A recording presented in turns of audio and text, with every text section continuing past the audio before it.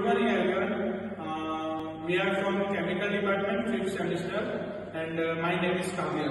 My name is Shane Patel. My name is Eric Parvez.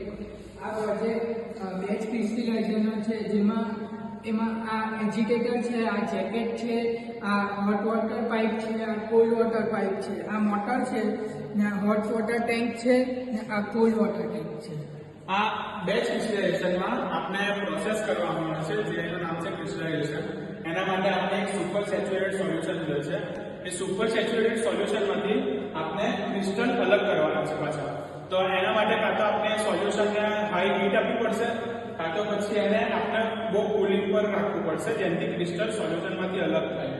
તો તેના માટે સોલ્યુશનને આપણે આ જેકેટને એડ કરીશું અને એજિટેટર થ્રુ આગળ પ્રોસેસ થશે. એજિટેટરને અંદર જેકેટની અંદર સોલ્યુશન છે, જે એજિટેટર દ્વારા ફોડવામાં આવે છે. થોડાક કલાકો સુધી એને રવા દેવામાં આવે છે.